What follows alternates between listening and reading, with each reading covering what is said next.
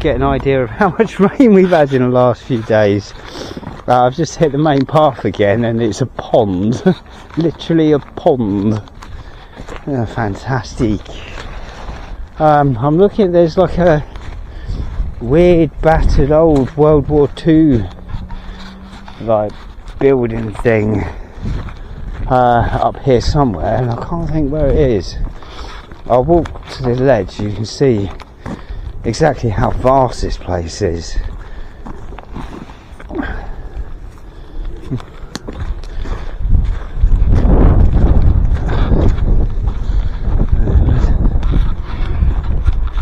Hello, magpie. But yeah, this place goes for absolutely miles, and I don't know what my orientation is. I don't know where I am and where I'm heading to. But there's like an underground reservoir thing, there's a weather station, there's an underground camp, like a military base. There's all sorts in this area. But I genuinely don't know where the fuck I am. I think I know that pond, but it could be a different pond. Shit.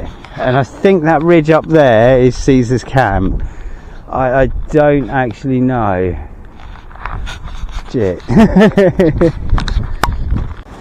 Right, that was a really bloody long walk to get to this. Right. I call this the Flintstone house. This is an old World War II bunker thing. It's one of many that were here at one point, because like I say, they were protecting these hills in this area. But I've come here especially to point out the building, how it's built. Right, so it's the same method you see in all these medieval castles, which I'm saying are props. All of this work done at a much later date. It is just stones that obviously they're using larger flints for the medieval castles, and it's just, yeah. So basically what you do is you just shutter an area. So this was shuttered off with concrete at one point on both sides, and just pour in cement, stones, cement, stones, cement, stones, patting it down, patting it down, patting it down, patting it down, patting it down, and then you're left with this, which is pretty. It's pretty impenetrable. It's really sturdy, but it's not, like I said, it's not the original buildings that were on these medieval sites. Not in the slightest. They're fabrication from a much later date, and in my opinion that later date was around the dates that these were made. It could have been sooner, like before, but yeah, it's maybe what we call Victorian times. It might have been from then, when they took all the stones for all the other places. Oh, it stinks of weed in here. Maybe not, I don't know. Generally, but it's, I just wanted to, Romeo and Juliet, I just wanted to point out is exactly the same buildings method used. But yeah, it's just an interesting relic, this one. I don't know any other little hut things like this. Just cast concrete.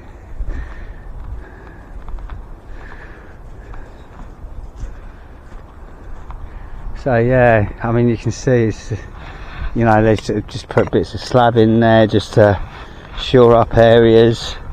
But yeah, like I say, these medieval sites that you're going to visit that look like that, just using flintstones, which you find in the local area, are not the buildings that were originally there. It's the white stones and the York stones that you'll see inside of this that cobbled down crap, which is the original building. And if once you leave the site, look around the local area, look at the age of the buildings and what stones they've got in them, and you'll be able to trail. That's a big ass flint, that. All the large white limestone and Yorkstone blocks from the actual medieval site all around the local area, in all the nice, rich and affluent houses.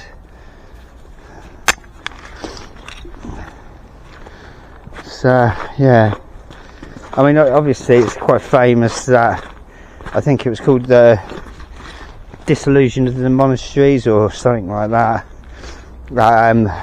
It was in Cromwell's time, Henry VIII, that sort of period, where they literally dismantled all of the monasteries and abbeys and so forth, and thus removing the true history of those buildings and replacing it with a new history. I need to have a look through the Domesday Book, see what's in there, because a lot of the places that I've been looking at all seem to be connected with the Domesday Book. I've inadvertently done that. I didn't mean to. It's just what's kind of happened. But man, I'm gonna head back because I'm really hungry, and I've been walking for hours and hours. I've enjoyed my walk, but I haven't really had much to say, with much to show today, so chances are not much of this is going to end up on YouTube. We never know.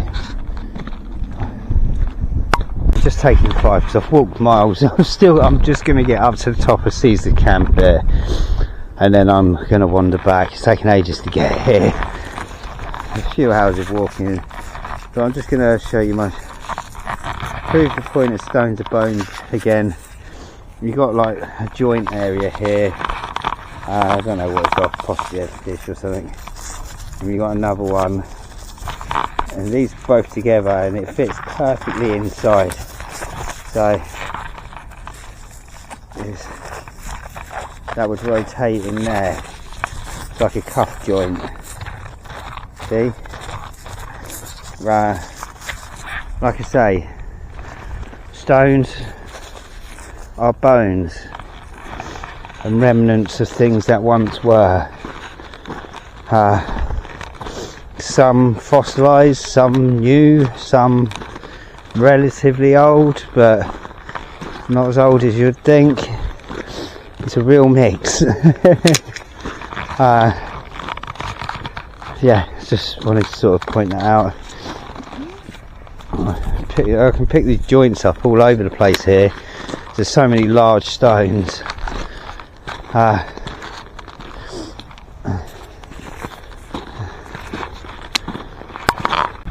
I'm nearly at the top of the hill, the other top of the hill,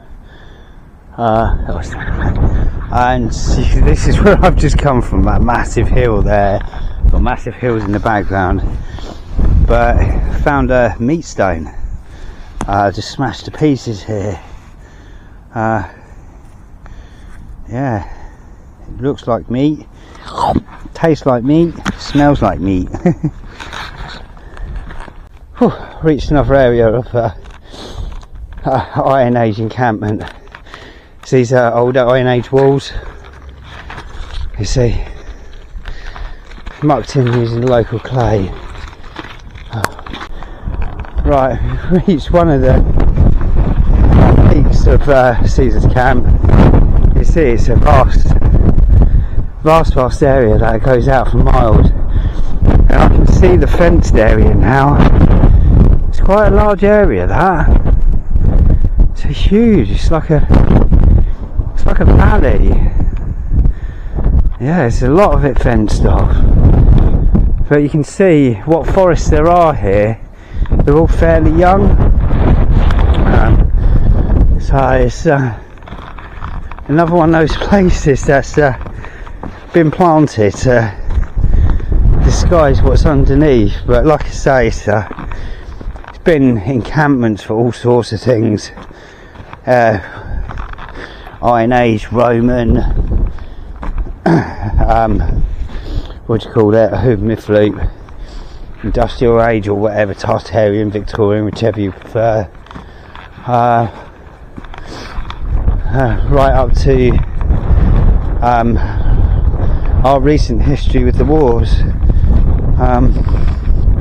So it's probably a lot buried underneath the shrubland and trees, but I'm pretty sure there is a way into this hillside somewhere. It's probably completely buried now, but because, like I say, there's like a weather place here which is underground. There's a military thing underground here. You've got a partially submerged reservoir. You can only see like the cap lid on it, so there is ways into it.